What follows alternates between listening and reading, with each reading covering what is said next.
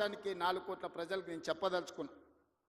అయినా 10 సంవత్సరాలు చంద్రశేఖరరావు చేయలేని పనులన్నిటిని కూడా పడావు పెట్టిన ప్రాజెక్టులన్నిటిని కూడా తిరిగి పునః ప్రారంభించి ఈరోజు ప్రభుత్వం ముందుకెళ్తుంటే ఆయననేమో ఫామ్ హౌస్లో వండుకుంటాడు, వీళ్ళిద్దరేమో మన కాళ్ళలో కట్టబెట్టనికి తిరుగుతున్నారు. ఏలేశ్వరం పోయినా శనీశ్వరుడు వదలేదన్నట్టు ఇవాళ ఓడగొట్టి ఇంట్లో వండబెట్టిన అసెంబ్లీ ఎన్నికల్లో అధికారం పోయింది. పార్లమెంటులో సీట్లన్నీ పోయి గుండు 0 వచ్చింది. ఇప్పుడు వాళ్ళకు మెదడే పోయినట్టు అనిపిస్తుంది. అసెంబ్లీ ఎన్నికలలో అధికారం పోయింది, పార్లమెంటులో ఉన్న సీట్లన్నీ పోయినాయి. ఇప్పుడు వాళ్ళ ఏషాలు చూస్తుంటే ఉన్న మెదడు కూడా దొబ్బినట్టే నాకు అనిపిస్తుంది. ఏం మాట్లాడుతున్నారో నాకైతే అర్థమవుతలేదు. 10 సంవత్సరాలు మీరు ఇవన్నీ చేసి ఉంటే ఇవాళ రైతులకు 18,000 కోట్ల రూపాయలు 25 రోజుల్లో 23 లక్షల కుటుంబాలకు రైతు రుణమాఫీ చేయాల్సిన అవసరం నాకు వస్తుండేనా?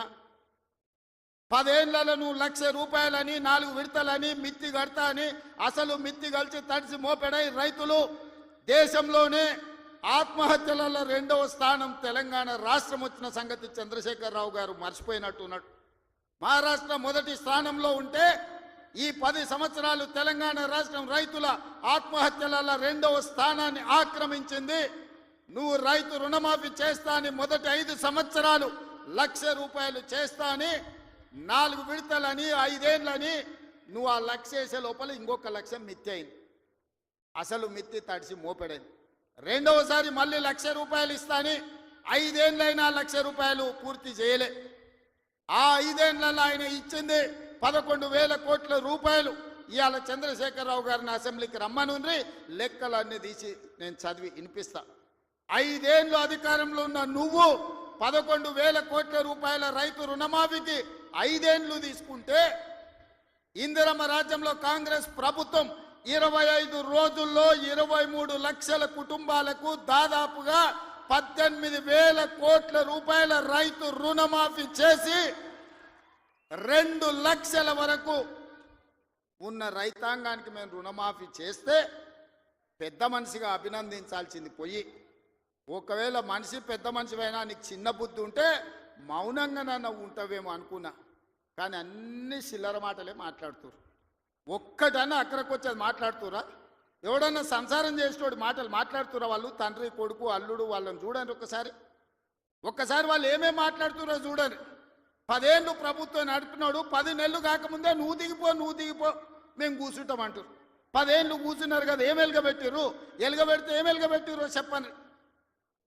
10 ఏళ్ళు మీరు చేయలేని పనులు మేము చేస్తుంటే మీకు కడుపు నొప్పి వచ్చిందా? మీకు కాలు నొప్పి అయిందా? ఏం నొప్పి అయింది? మీకు ఏడ నొప్పి లేస్తుంది? నాకు అర్థమైతలేదు. మీ నొప్పికి మా కార్యకర్తల దగ్గర మందు ఉన్నది, పెడతారు. ఏడ పెట్టాలనో ఆడా మీకు నొప్పి లేచిన కాడ మా వాళ్ళు మందు పెడతారు, సిద్ధంగానే ఉన్నారు. మీరు అనుకుంటున్నాం సోషల్ మీడియాలో 4 హౌల పోస్టులు పెట్టి పెద్ద మునగాళ్ళం అనుకుంటున్నట్టున్నారు. మా వాళ్ళు ఏంటంటే అధికారం వచ్చింది ఇప్పుడు తొందరగా ఉంది అని కొంచెం రిలాక్స్ అవుతున్నారు. వస్తున్నాయి స్థానిక సంస్థల ఎన్నికలు, మా వాళ్ళు తయారవుతారు, అప్పుడు తెలుస్తుంది ఇద్దరికి బామార్దులకు. ఇవాళ నేను అడిగేది ఒక్కటే, 10 ఏళ్ళల్లో నువ్వు చేసిన రైతు రుణమాఫీ అంతా లెక్కలు తీద్దాం. ప్రభుత్వం నా దగ్గరనే ఉంది, వ్యవసాయ శాఖ మంత్రి ఈ వేదిక మీదనే ఉన్నారు తుమ్మల నాగేశ్వరరావు గారు. మొదటి 5 ఏళ్ళల్లో ఎంతమంది రైతులకు ఎంత రుణమాఫీ చేసినో లెక్కలు చెప్దాం. 2వ విడత 5 ఏళ్ళల్లో మళ్ళీ అధికారంలోకి వచ్చినాక ఎంతమంది రైతులకు ఎన్ని కోట్ల రూపాయలు ఇచ్చినో లెక్క తీద్దాం. 25 రోజుల్లో మనము 2 లక్షల రూపాయల మేరకు రైతులకు చేసిన రుణమాఫీని 2014 నుంచి 2018 వరకు, 2018 నుంచి 2023 డిసెంబర్ వరకు, 2023 డిసెంబర్ నుంచి 2024 డిసెంబర్ వరకు 3 సార్లు రైతు రుణమాఫీలో 2 సార్లు చంద్రశేఖరరావు చేస్తే ఒక్కసారి ఈ వేదిక మీద ఉన్న మా మిత్రులందరూ చేసారు. లెక్కలు తీద్దాం, వాస్తవాలు మాట్లాడదాం. చంద్రశేఖరరావు గారు మీరు అసెంబ్లీకి రాండి. నీకు ధైర్యం ఉంటే, నిజాన్ని ఎదుర్కొనే చిత్తశుద్ధి నీకుంటే రా అసెంబ్లీలకు. మా వ్యవసాయ శాఖ మంత్రి ఈరోజు నీకు లెక్కలు చెప్తాడు. ఏమన్నా తక్కువ పడితే మిగతా సంగతి నేను చూసుకుంటా. అదేవిధంగా తెలంగాణ ఉద్యమమే నిరుద్యోగ సమస్య. ఈ నిరుద్యోగ సమస్యనే తెలంగాణ రాష్ట్రాన్ని సాధించింది. వందలాది మంది బిడ్డలు ఆత్మ బలిదానాలు చేసుకొని సాధించుకున్న తెలంగాణలో 10 నెలల్లో నేను 50,000 ఉద్యోగాలు ఇచ్చిన ప్రభుత్వ ఉద్యోగాలను 10 ఏళ్లలో నువ్వు ఎన్ని ఇచ్చినవో లెక్క కట్టు, తలకాయ లెక్క పెడదాం. 50,000కు ఒక్క తలకాయ తక్కువ ఎల్పీ స్టేడియంలో అందరిని పిలుస్తా.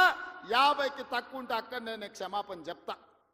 స్వతంత్రం వచ్చినప్పటి నుంచి భారతదేశంలో ఏ రాష్ట్రం కూడా మొదటి సంవత్సరంలో 10 నెలల్లో 50,000 ఉద్యోగాలు ఇవ్వలేదు. నేను సూటిగా సవాలు విసురుతున్న చంద్రశేఖర్ రావు గారికి, రా నీ 10 ఏళ్ల పాలనలో ప్రతి సంవత్సరానికి నువ్వు ఎన్ని ఉద్యోగాలు ఇచ్చినావు, 10 నెలలల్లా నేను 50,000 ఉద్యోగాలు ఇచ్చిన లెక్క కట్టి తలకాయలు మొత్తం ఎల్బీ స్టేడియంలో పిలిపించి అందరిని పెడతా. నువ్వు వాళ్ళ తల లెక్క పెట్టుకో. ఒక్క తల తగ్గిన క్షమాపణ చెప్పడానికి నేను సిద్ధంగా ఉన్నా. అన్ని చిల్లర మాటలే. మా తాత ఉన్నప్పుడే నోటిఫికేషన్ ఇచ్చిండు, మా ముత్తాత ఉన్నప్పుడే మేము ఇవన్నీ చేసినాం అంటాడు.